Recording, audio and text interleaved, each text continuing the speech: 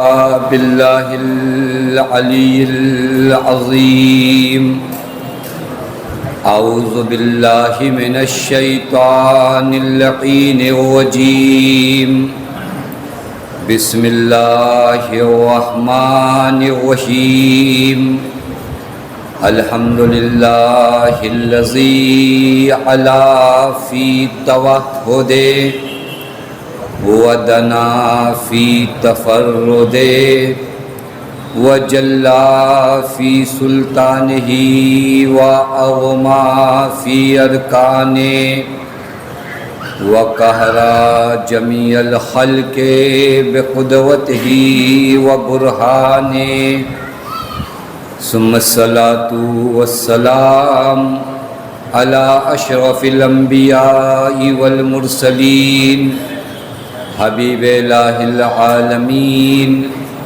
مولا و مولا الثقلین جد الحسن والحسین مولانا بالقاسم محمد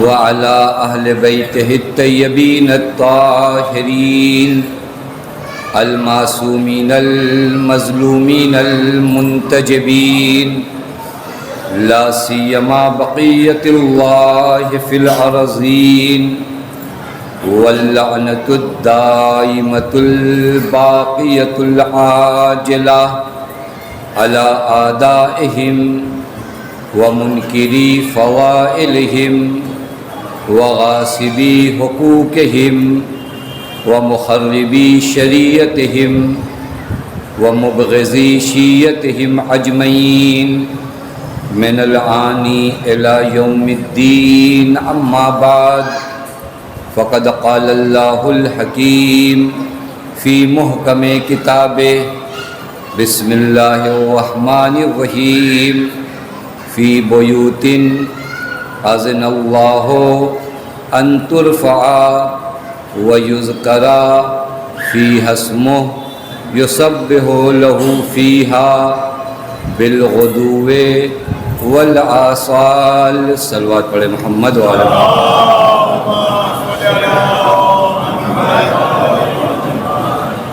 پروردگار عالم کا لاکھ لاکھ شکر ہے کہ اس معبود نے ہمیں اور آپ کو بارگاہ صدیقہ طاہرہ سلام اللہ علیہ میں حاضر ہونے کی توفیق عنایت فرمائی۔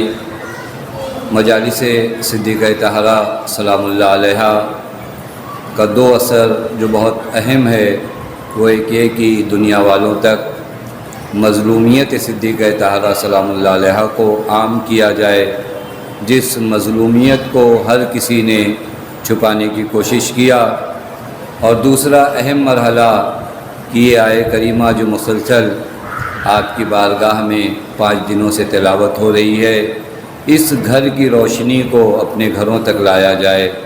وہ گھر جن کے بارے میں اللہ نے چاہا کہ ان کی بلندی کا اعتراف کیا جائے، اور جہاں صبح و شام اللہ تعالیٰ کے نام کی تسبیح ہوتی ہے، اور جہاں پہ اللہ تعالیٰ کا ذکر اس گھر کو منور کیے ہوئے ہے، وہ گھر ظاہر سی بات ہے کائنات میں صدیقہ طاہرہ ہی کا وہ گھر ہے جہاں پر صبح و شام تسبیح ہوتی ہے، اور جہاں پر ہر لمحہ یاد خدا کی روشنی سے قلوب منور ہیں۔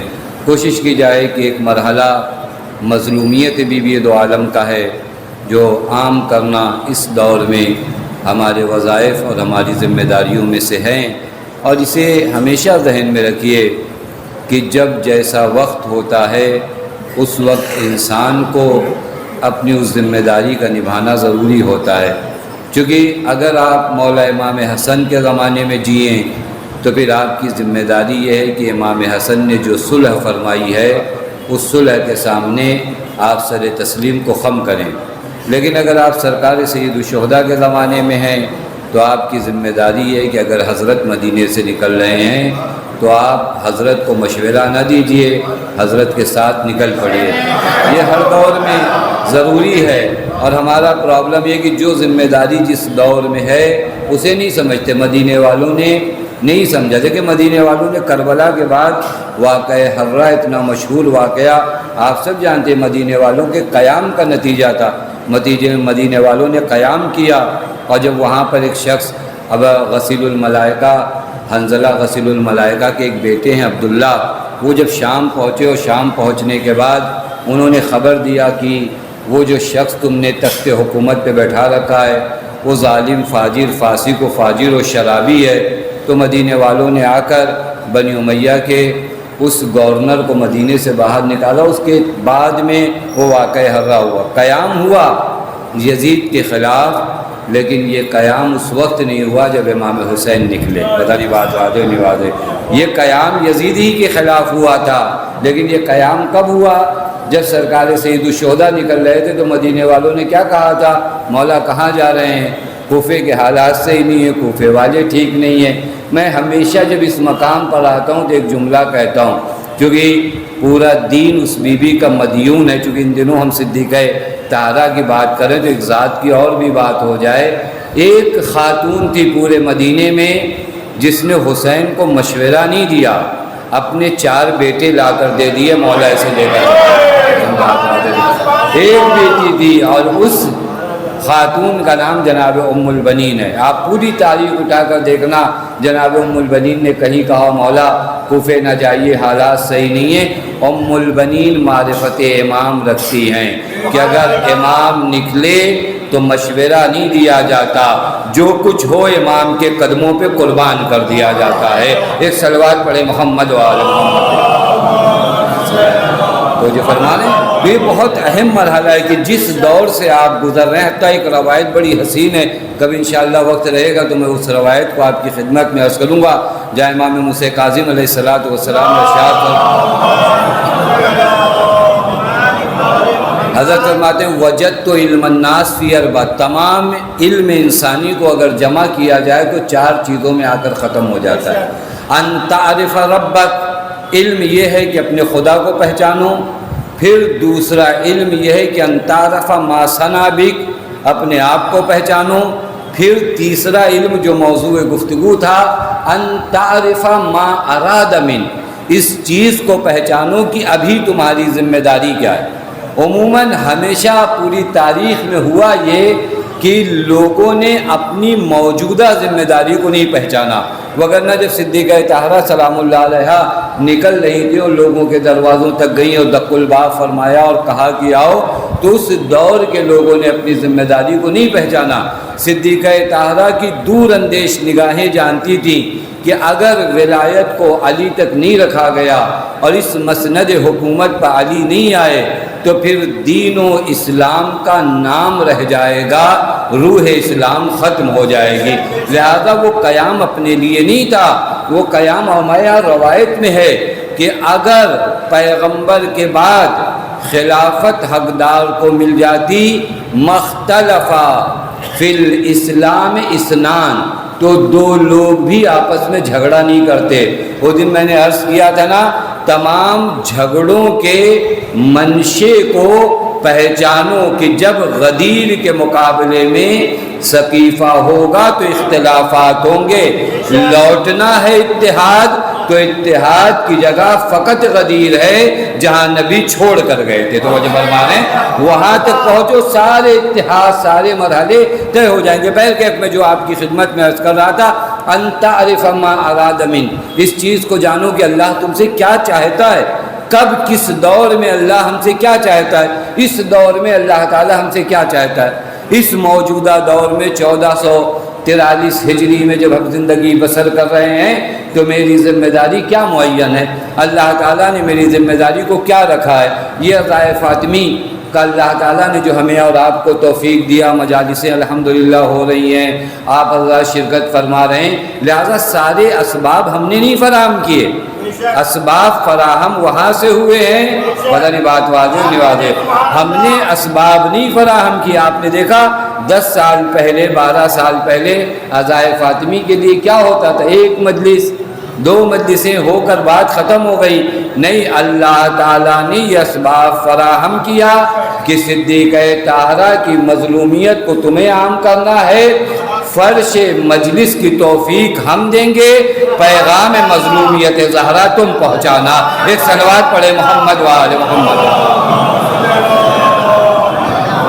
بہت اہم مرحلہ ہے جو اس زمانے میں ہمیں اور آپ کو پیغام صدیقہ طاہرہ کو عام کرنا ہے، بی بی سلام اللہ علیہا کی مظلومیت کو عام کرنا ہے۔ میں نے کل وہ مرحلہ عرض کیا تھا کہ اس حدیث کا انکار کوئی نہیں کر پایا کہ ان اللہ لیغضب لغضب فاطمہ ویرضی لرضا فاطمہ۔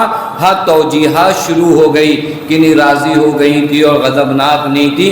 اور اگر آپ سسٹم دیکھیے نا تو خدا کی قسم میں عرض کر چکا ہوں آپ کی خدمت میں، یہاں کے بعد جو باتیں میں پڑھ رہا ہوں اپنی کتابوں سے نہیں پڑھ رہا ہوں، یہ انہی لوگوں کی کتابوں میں سے ہے کہ جب بعض لوگوں نے چاہا کہ صدیقہ طاہرہ کی خدمت میں حاضر ہوں اور بارگاہ صدیقہ طاہرہ میں شرف یابی چاہی تو صدیقہ طاہرہ نے منع فرمایا۔ یہ کتابوں میں موجود ہے کہ صدیقہ طاہرہ نے منع فرمایا، ان کا اصرار بڑھا، حضرت امیر نے سفارش کیا، یہ آئے یہاں تک کا مرحلہ۔ اب کئی سوالات یہاں ذہن میں ہیں کہ صدیقہ طاہرہ منع فرما رہی تھیں، ان کا اصرار بڑھ رہا تھا، حضرت امیر نے سفارش فرمائی کہ آئیں۔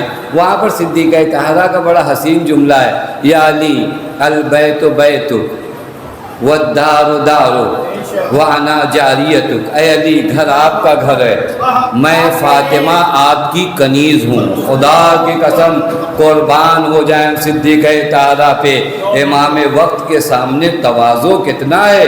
میں نہیں چاہتی کہ یہ آئیں، لیکن اگر آپ امام وقت ہو کر یہ حکم دے رہے ہو تو گھر آپ کا ہے اور میں فاطمہ کنیز ہوں۔ اب یہاں پر کئی سوالات ہیں، میں آپ کی خدمت میں انشاءاللہ عرض کروں گا، کوشش کروں گا کہ اس مرحلے سے جلدی عبور کیا جائے، وہ دوسرے مرحلے تک پہنچا جائے کہ اگر صدیقہ طاہرہ منع فرما رہی ہیں تو حضرت امیر نے اجازت کیوں دیا، اصرار کیوں کیا کہ بی بی اجازت دے دے۔ ایک مرحلہ میں آپ کی خدمت میں عرض کروں، یہ مکاروں کا مجمع ہے، توجہ فرمائیں، ان کے یہاں تو شہر میں اگر کسی کو مار دیتے ہیں تو کہتے ہیں جنہوں نے مار دیا، پتہ نہیں بات واضح نہیں واضح ہوئی۔ یہاں پر ضروری تھا کہ حضرت امیر اجازت دیتے تاکہ تاریخ میں رہ جاتا، آئے، لیکن اس کے بعد صدیقہ طاہرہ نے سلام کے جواب کو نہیں دیا، پتہ نہیں بات واضح نہیں واضح، آئے یہاں تک، وگرنہ ابتدا میں کہہ دیتے نہیں وہ تو راضی تھی، حضرت امیر نے اجازت نہیں دیا، ہم گھر میں داخل نہیں ہو پائے۔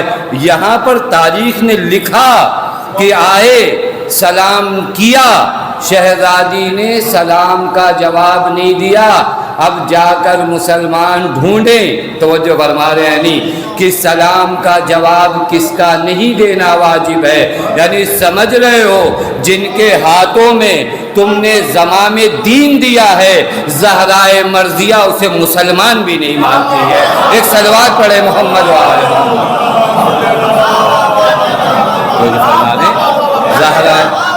زہرائے مرضیہ اس کی یہ تاریخ کی کتابوں میں موجود ہے۔ میں نے عرض کیا تھا کہ اگر میں بیان کرنا شروع کروں ان حوالوں کے ساتھ تو یہ مجلس نہیں ہو جائے گی، تقریباً ایک درس ہو جائے گا کہ بیٹھ کر گفتگو کیا جائے کہ کون سا صفحے، لیکن یہ ساری چیزیں جو آپ کی خدمت میں عرض کروں حوالوں کے ساتھ موجود ہے۔ آئے، سلام کیا، جواب سلام نہیں دیا۔ کس نے جواب سلام نہیں دیا؟ جس کی عصمت کے بارے میں یہی حدیث کافی ہے، یا فاطمہ ان اللہ لیغضب لغضبک ویرضی لرضاک، کہ اس کی عصمت کبریٰ کو اگر ثابت کرنا ہو تو اسے پہچانو کہ اس نے اپنے رضا اور غضب کو بھی رضائے غضب پروردگار عالم میں فنا کر دیا۔ وہ زہرا اگر کسی کے سلام کا جواب نہ دے تو خدا کی قسم اسے مسلمان نہیں مانا جا سکتا۔ اور پھر اس کے بعد جو مرحلے طے ہوئے ہیں، آئے، صدیقہ طاہرہ سلام اللہ علیہ نے جواب سلام نہیں دیا۔ اب یہاں کے بعد غور کرنے کا مقام ہے۔ میں چند سوالات جو شبہات آتے ہیں نا وہ اپنے نوجوان بچوں کو تھوڑا سے اگر آپ آرام سے بھی سنیں گے، کم سے کم میرے جیسے آدمی کو جو مجلس پڑھتے ہیں کوئی فرق نہیں پڑتا کہ مجمع آرام سے خاموشی سے سنیں، بس یہ ہوتا ہے جو رزق بی بی صدیقہ طاہرہ سلام اللہ علیہ نے دیا ہے وہ آپ تک منتقل ہو جائے تاکہ کل قیامت میں ہم دونوں معجور ہوں اور بی بی سلام اللہ علیہ کی بارگاہ میں کہہ سکے بی بی جتنا ہماری توان بھر تھا ہم نے اپنے نوجوان بچوں کو وہ باتیں بتایا۔ اب یہاں کے بات ہے کہ آئے، آنے کے بعد حضرت نے جواب سلام نہیں دیا۔ اس کے بعد کا مرحلہ کیا ہے؟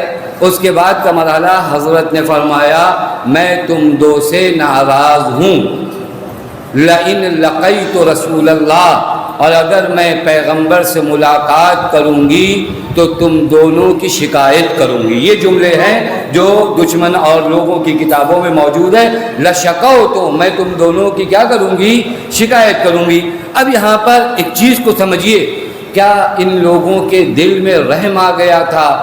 تو جو فرما رہے ہیں کہ اب تک ستایا تھا، اب چلو معافی مانگ لیتے ہیں، معاملہ حل ہو جائے۔ تو جو فرما رہے ہیں یعنی ہم نے ستایا، ہم سے غلطی ہوئی، یہ ہے بعض ڈھونگ ہے نا کہ نہیں تین چیزیں مجھے بڑی کھلتی تھیں، میں در علی پہ کیوں گیا اور وہاں پہ ہاتھ کیوں لگا؟ میں پوری تاریخ پڑھ رہا ہوں آپ کی خدمت میں، بس اشاروں سے پڑھ رہا ہوں کہ مجھے نہیں جانا چاہیے تھا، یہ نہیں، یہ ڈھونگ مت رچائیے۔ ہو سکتا ہے کچھ ڈھونگی رائٹر تمہاری ڈھونگی باتوں کو لکھ دیں گے، لیکن دشمن کو پہچاننے کا طریقہ ہم نے تم سے نہیں سیکھا ہے، زہرائے مرضیہ سے سیکھا ہے۔ تو ہم پہچانتے ہیں ان آنسوؤں کو جو ہمارے کہے مگرمچھ کے آنسو یہاں پر سیٹ ہوتا ہے۔ مگرمچھ کے آنسو کیا ہوتے ہیں؟ نہیں مجھے بڑا کھلا، میں پچھتاتا رہا، مجھے نہیں جانا چاہیے تھا، مجھے نہیں حملہ کرنا چاہیے تھا۔ کیوں آئے؟ رحم آ گیا تھا، مروت آ گئی تھی۔ توجہ فرما رہے خدا کی قسم کیوں آئے؟ اور میرا سوال تو دوسرا یہ ہے، اتنی دیر میں کیوں آئے؟ خدا کی قسم اتنی دیر میں کیوں آئے؟ توجہ فرما دیں، پوری تاریخ کو اگر میں تحلیل کروں نا، خدا کی قسم آپ سوچیں گے کہ کیا مرحلہ ہوا تھا۔ اگر آپ کو اپنی غلطی کا اعتراف تھا تو دیر میں کیوں؟ انتظار تھا کہ زہرائے مرضیہ بیمار ہیں، قریب ہے، چونکہ پورے مدینے کو یہ معلوم ہو گیا تھا کہ اب زہرا زندہ نہیں رہیں گی۔ میں نے مصائب میں آپ کی خدمت میں پڑھا تھا، سارت کل خیال، بی بی سائے کی طرح ڈھلتی جا رہی تھی۔ اب انہوں نے اپنی حکومت پر لگے داغ کو، جس کا نام غضب زہرا ہے، اس کو مٹانے کا بہترین موقع یہ جانا کہ عمر کا آخری حصہ ہے، چلو معافی لے لیتے ہیں، معاف کر دیا، ہماری حکومت مشروعیت کے دائرے میں آ جائے گی۔ اور سنیے، یزید کی خلافت کہاں تک تھی؟ پورے حکومت اسلامی میں یزید خلیفہ تھا۔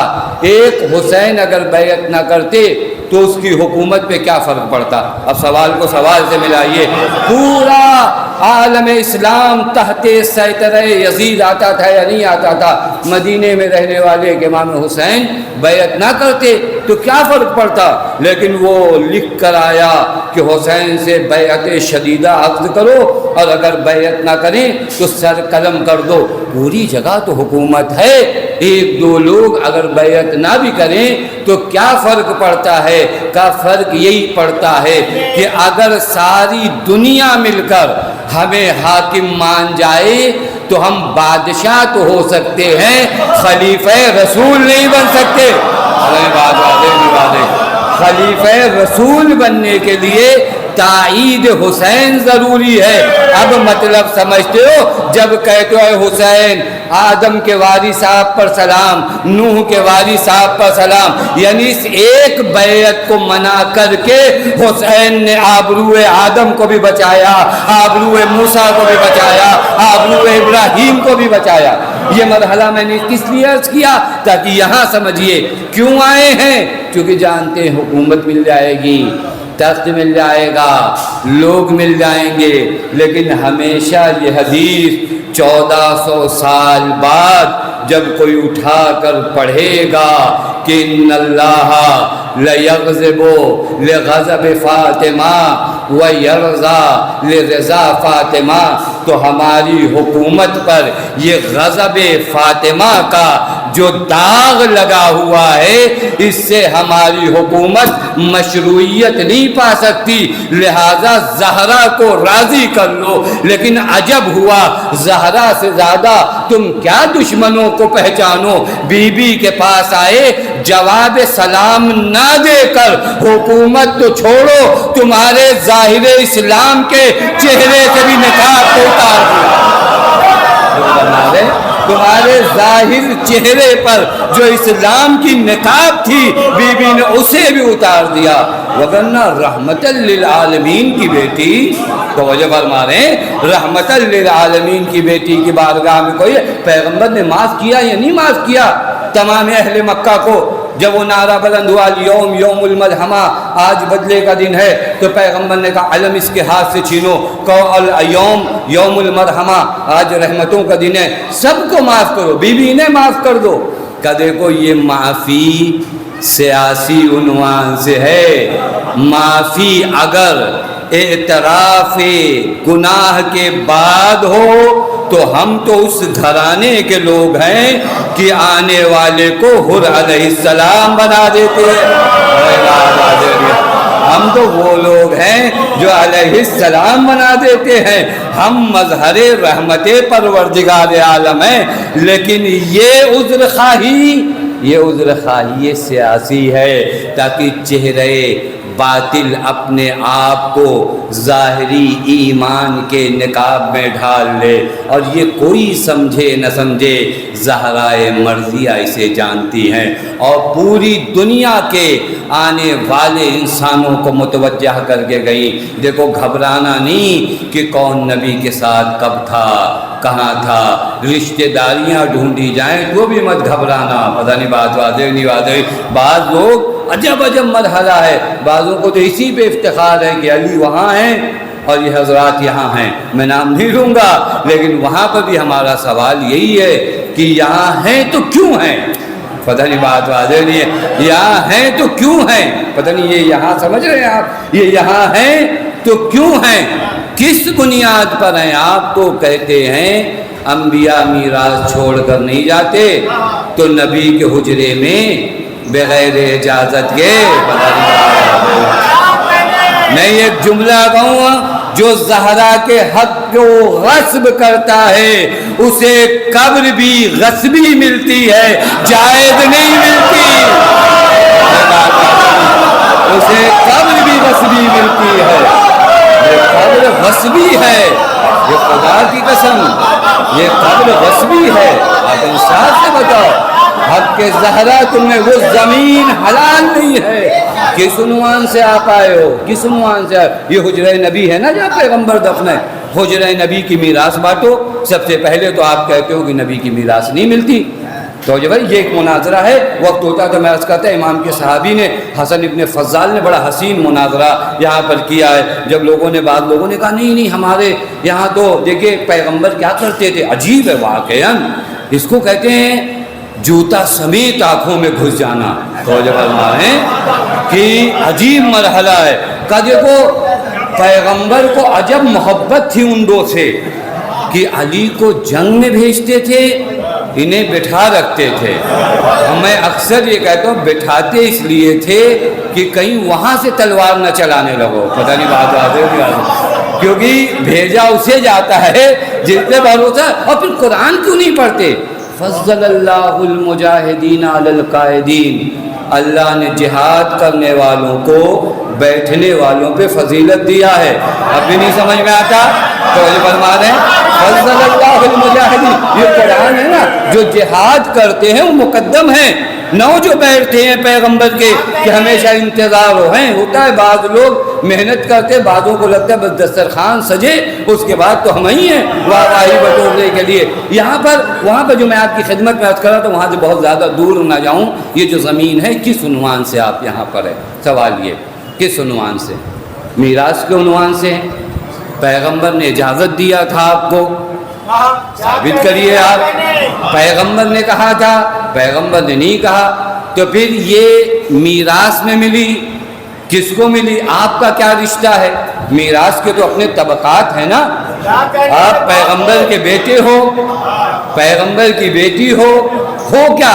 میراث میں 3 مرحلے ہیں، ایک طبقہ اول جہاں آبا اجداد اور ابنا آتے ہیں، طبقہ ثانی میں بھائی بہن، اور اسی طرح کیا کہتے ہیں یہ بھائی بہن اور یہ مرحلے جو آتے ہیں اماں اور اور پھر اخوال و اماں آتی ہیں، 3 مرحلے۔ آپ کیا ہو پیغمبر کے؟ سوال یہ تو بعضوں نے جواب دیا کہ نہیں چونکہ پیغمبر کی زوجہ کا میراث تھا اور ان لوگوں نے وہاں سے حصہ پایا تھا۔ عجب، اتنے واسطوں سے آپ حصہ پاتے ہو، اب پیغمبر کی بیٹی میراث نہیں پاتی، بات واضح نہیں آتے، اور پھر میراث بھی پایا تو مجھے انصاف سے بتاؤ پیغمبر کا کمرہ کتنے فٹ کا تھا؟ جاؤ چیک کرو، پیغمبر کا کمرہ کتنا بڑا تھا؟ یہ اتنا بڑا کمرہ تھا اس حال برابر نہیں، ایک مختصر سا کمرہ، ایک مختصر سا کمرہ۔ زوجہ کی میراث 8واں حصہ ہوتا ہے، کتنا؟ 1/8۔ بات ہے، ایک کمرے کو 8واں حصہ کریے، ایک کمرہ 8واں حصہ کریے، 8ویں حصے میں بھی پیغمبر کی 9 بیوی تھی، 8ویں حصے میں بھی پیغمبر کی 9 بیوی تھی۔ ایک کمرے کا 8واں حصہ، 8ویں حصے میں 9 حصہ، 9 میں آپ کا ایک، اس ایک میں اتنا بڑا بدن لے کر گئے کیسے آپ؟ تو جو فرمانے یہ ہوا کیسے؟ لہذا میں نے آپ کی خدمت میں عرض کیا کہ اگر حق کے زہرا غصب کرو گے تو قبر بھی صحیح نہیں ملے گی، غاصبانہ جگہ پہ ہو۔ اب سمجھاؤ اپنے والوں کو جو بار بار ہم پر فضیلت میں اتراتے ہیں کہ کسی دن اگر ہم نے حساب کر لیا نا، پتہ نہیں بات واضح نہیں واضح، جو اگر ہم نے میتھ نکالا اور ہم نے حساب شروع کیا تو وہ زمین غاصبانہ ہے جہاں پر ہو، یعنی زندگی میں بھی غصب تھا، مرنے کے بعد بھی غصب ہے۔ ایک صلوات پڑھے محمد و آل محمد۔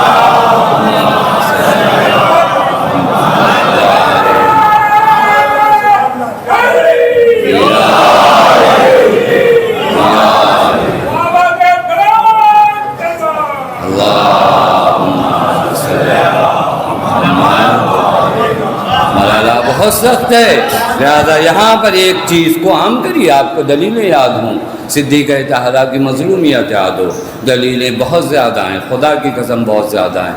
آپ کو میں اپنے نوجوان بچوں سے عرض کروں، آپ کو میں نے پہلے دن بھی عرض کیا تھا، گالیاں بکنے کی ضرورت نہیں ہے، گالیاں کمزور لوگوں کی علامت ہے۔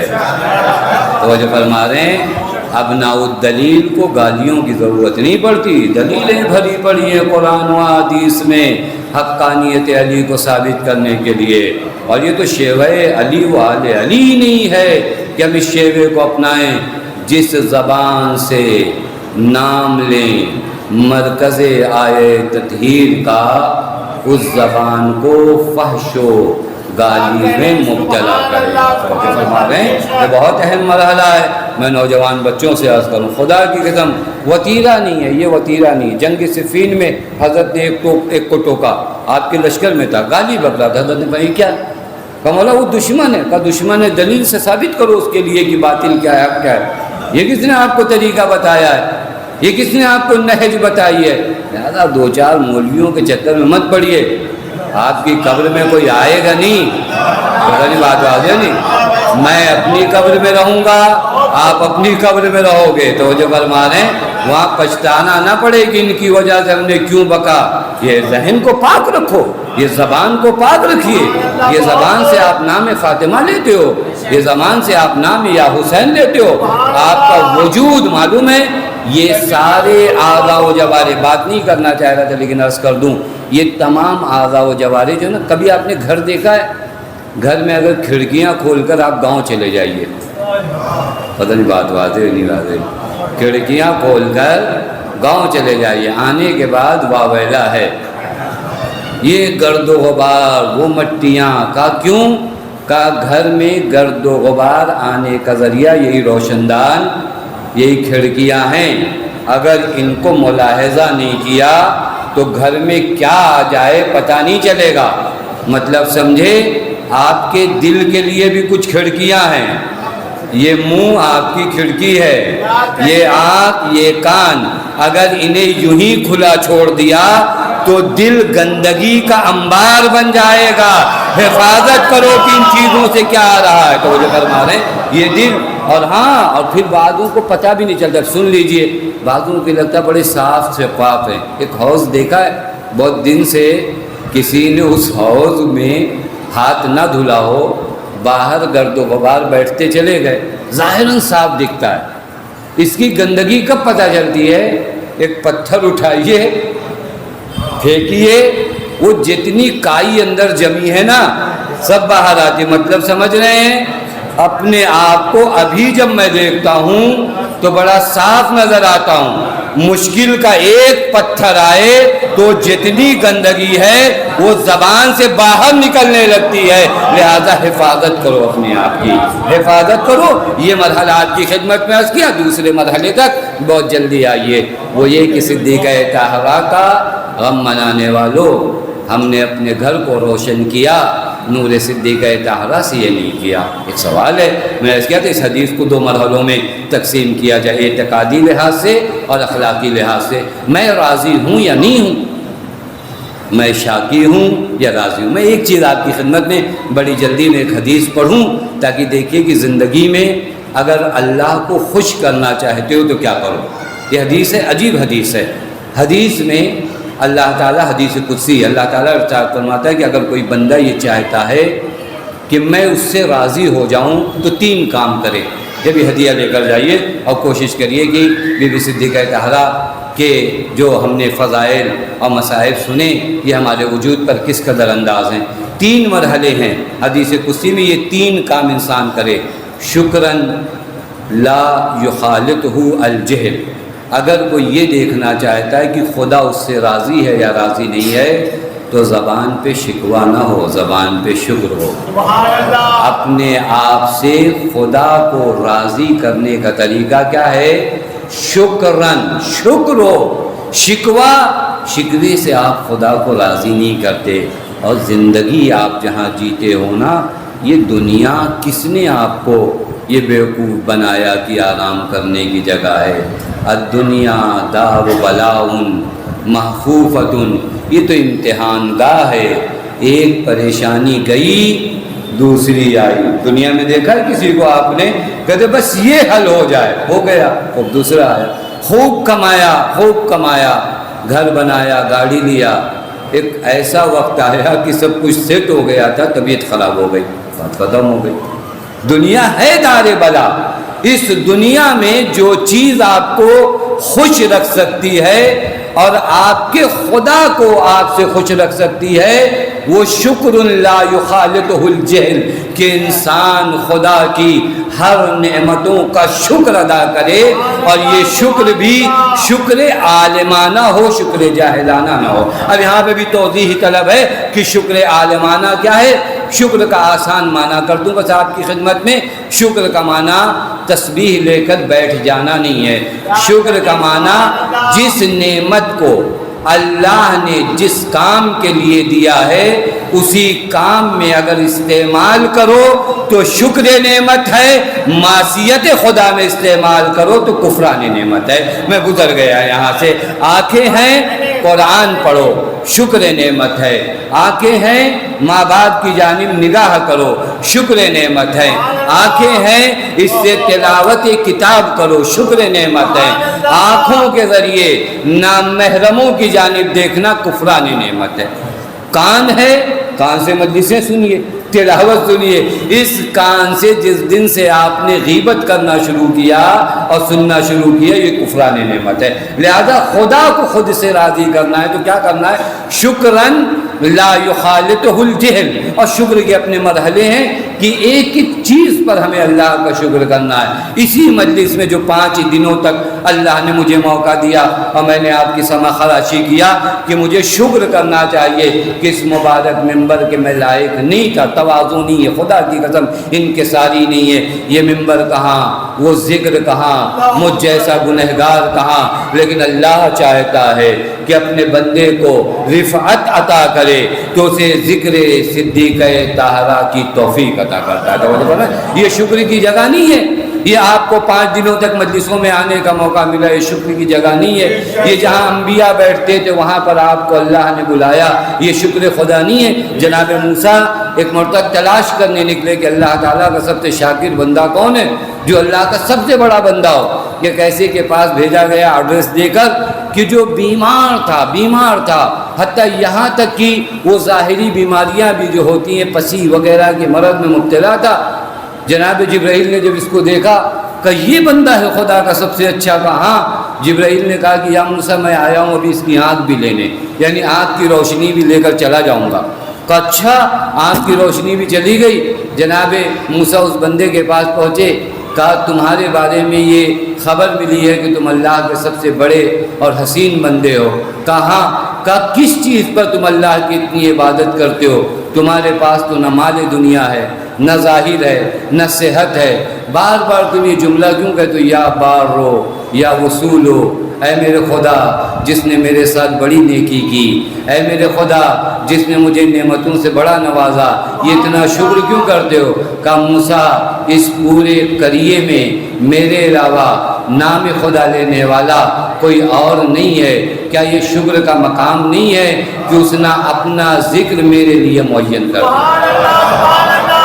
کیا یہ شکر کی جگہ نہیں ہے کہ اتنی بڑی دنیا میں اللہ تعالیٰ نے مجالس فاطمیہ کے لیے ہمارا انتخاب کیا کہ ہم آئیں مجالس فاطمیہ میں سنیں، پر شکر کرنا سیکھیے۔ ہم شکر کریں کہ اللہ تعالیٰ نے ہمیں محمد و آل محمد کے ساتھ متصل کیا۔ ہم شکر کریں اس چیز پر کہ اللہ تعالیٰ نے ہمارے رزق کی ضمانت لیا ہے۔ ہم شکر کریں اللہ تعالیٰ کا اس بات پر کہ اللہ تعالیٰ نے ہمارے عیوب کو عام نہیں کیا۔ الحمدللہ الذی ستر ذنوبی ولم یفضحنی بین الخلائق۔ میرے اللہ تیرا شکر ہے کہ تو نے میرے گناہوں کو چھپا رکھا ہے، لوگوں کے درمیان عام نہیں کیا، وگرنہ دوست نہ رہ جائے خدا کی قسم اگر اللہ گناہوں کو عام کر دے۔ مطلب سمجھتے ہو، جب اللہ چاہتا ہے کہ اس کے بندوں کو گناہ چھپائے جائیں تو کسی بندے کو بھی حکم نہیں دیتا کہ اس کے بندے کے گناہ کو عام کرے۔ لہذا یہ مقام ہے شکر کا۔ اس کے بعد کیا ہے اللہ کو راضی کرنے کا طریقہ؟ ذکراً لا یخالطہ النسیان، ہمیشہ یاد خدا میں رہو، ہمیشہ۔ یہاں تم خدا کی یاد سے نکلے، وہاں شیطان نے تمہیں اپنے چنگل میں دبوچا۔ ہمیشہ یاد خدا میں رہنے کا مطلب ہمیشہ نماز پڑھنا نہیں ہے، ہمیشہ روزہ رکھنا نہیں ہے، ہمیشہ تسبیح بیٹھ کر یا اللہ کہنا نہیں ہے۔ نہیں، آپ اپنی دکان میں بھی یاد خدا میں رہ سکتے ہو۔ کب؟ جب ایمانداری سے کام کرو، بے ایمانی نہ کرو، یہی یاد خدا ہے۔ پتہ نہیں بات، یہی ذکر خدا ہے، کیونکہ تمہیں یاد ہے کہ خدا دیکھ رہا ہے۔ کوئی عالم میں کوئی نہ دیکھے، علم یعلم بان اللہ یرا، انسان فقط قرآن کی اس آیت کو دھیان میں رکھے، میں کہاں پر ہوں؟ اپنی دکان میں ہوں، بزنس کر رہا ہوں، تجارت کر رہا ہوں، وہ سامنے جو آیا ہے خریدنے اسے تو نہیں پتا کتنا ہے اور میں کتنی بے ایمانی کر رہا ہوں، لیکن جس خدا کے سامنے مجھے جا کے جواب دینا ہے وہ اس مرحلے کو جانتا ہے۔ اسی کو یاد خدا کہتے ہیں۔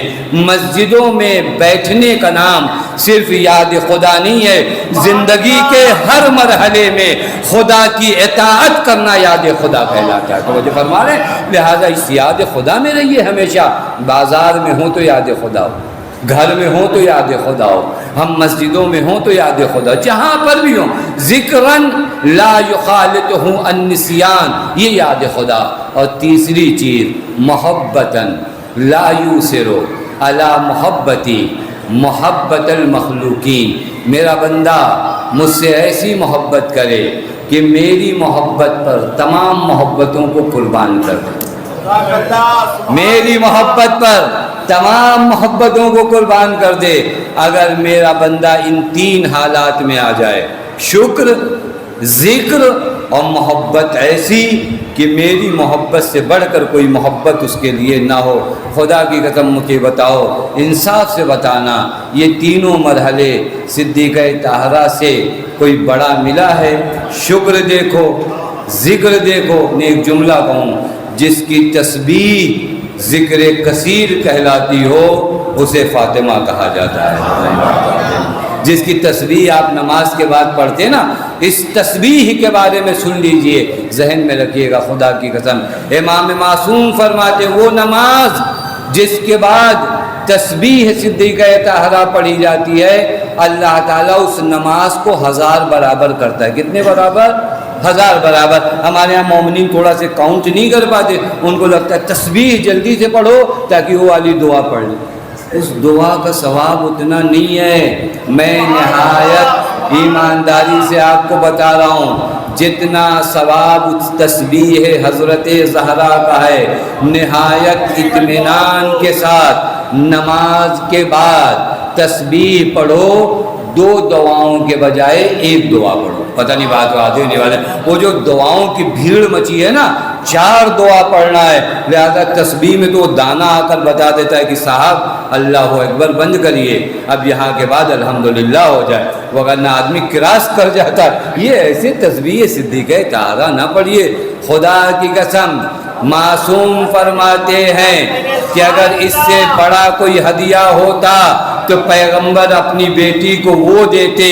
تسبیح فاطمہ ہدیہ پیغمبر ہے زہرا کے لیے، آپ پڑھتے ہو یہ الگ بات ہے، وگرنہ ہدیہ ہے نبی کا اپنی لخت جگر کے لیے.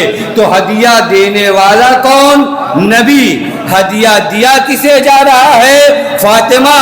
تو جو ہدیہ ہوگا وہ کتنا قیمتی ہوگا؟ پتہ نہیں بات آتی نہیں، وہ ہدیہ کتنا قیمتی ہوگا. لہذا ہم توجہ نہیں کرتے. اس کی تسبیح ذکر کثیر کہلاتی ہے، ذکر کثیر. حتیٰ بعض روایات میں ہے عاقبت بخیر ہونے کے لیے تسبیح صدیقہ طاہرہ پڑھو. اگر چاہتے ہو اس دنیا سے محبت علی کے ساتھ اس عالم آخرت میں جاؤ تو تسبیح صدیقہ طاہرہ پڑھو. اور یہ نماز کے بعد نہیں فقط، حتیٰ بعض مقامات پہ ملتا ہے کہ جب سونے جاؤ تو یہ تسبیح توجہ فرما رہے. عجب تسبیح ہے، میرے پاس وقت نہیں رہ گیا. ذکراً لا یخالطہ النسیان، خدا کی ایسی یاد جہاں پر فراموشی نہ آئے، کبھی خدا سے غافل نہ ہونا. اور پھر آخری چیز محبتاً. آپ آؤ صدیقہ طاہرہ کو دیکھیے، یہ سارا قیام کس لیے ہے؟ محبت خدا میں، دین خدا کو بچانے کے لیے. وگرنہ جس طرح عام لوگ اپنے اپنے گھروں میں بیٹھے تھے، صدیقہ طاہرہ بھی بیٹھ جاتی، لیکن نہیں، صدیقہ طاہرہ اللہ تعالیٰ کی حبیبہ کا نام ہے. صدیقہ طاہرہ وہ ذات ہے جو خود اپنے آپ کو جلتے ہوئے دروازے کے حوالے تو کر سکتی ہے، لیکن دین خدا کو برباد نہیں. لہذا آئی ہیں اور آنے کے بعد سارے مظالم برداشت کیے. خدا کی قسم سارے مظالم برداشت کیے. ایسے ایسے ظلم ہوئے بی بی دو عالم پر کہ آج سننے کے بعد ہم اپنی آنکھوں سے آنسو نہیں روک پاتے. کوئی مجھے انصاف سے بتائے کہ علی مرتضیٰ نے کیسے صبر کیا؟ علی نے بعض مرثیے پڑھے ہیں بی بی سلام اللہ علیہا کی شہادت کے بعد. خدا کی قسم بی بی کی شہادت کے بعد ایک مرثیہ علی نے کیا پڑھا معلوم ہے؟ اے میرے اللہ، علی کی حیات کو اب طولانی مت کرنا، کیونکہ ہر دن زہرا کے بعد علی کے لیے جینا بڑا سخت ہو جائے گا. میں نے کل یہاں تک آپ کی خدمت میں پڑھا تھا کہ حسنین علیہم السلام کو مولا نے کہا آ کے اپنی والدہ گرامی کا آخری دیدار کر لو، لیکن ماں کا لال آ کر ماں کے پائے تھی کھڑا ہو گیا. بابا اماں بلائیں تو حسین جائے گا. بندے کفن ٹوٹے تھے، میرے لال میری آغوش میں آ جا. اور پھر اس کے بعد حسین ماں کی آغوش میں. عجب نہیں، حسین نے کہا اماں آج تو آغوش میں لے لیا ہے، اماں اس وقت بھی آ جانا جب تیرا لال ذوالجناح سے زمین پر آئے گا. عجب نہیں، زہرا نے کہا میرے لاڈلے تیری ماں ہی رہے گی، وگرنہ کسی میں طاقت نہیں ہے اس منظر کو دیکھ سکے.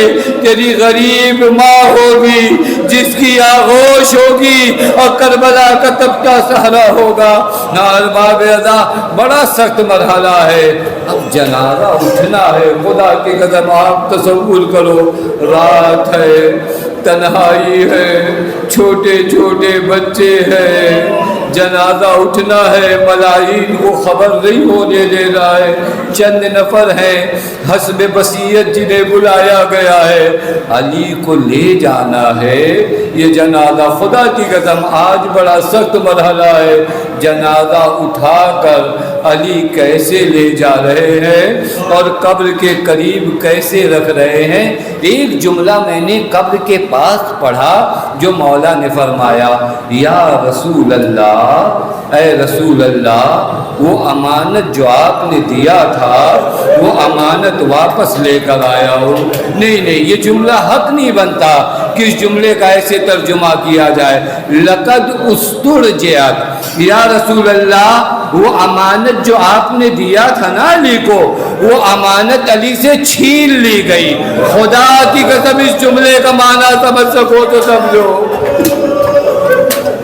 لقد استرجعت یا رسول اللہ، ارے میری زہرا اتنی جلدی اس دنیا سے نہ جاتی، ارے وہ رخساروں پہ تماچے کھانا، وہ جلتا ہوا دروازہ گرنا، وہ سینے میں کیل کا چبھنا، یہ تمام مرحلے تھے جو امانت آپ نے دیا تھا۔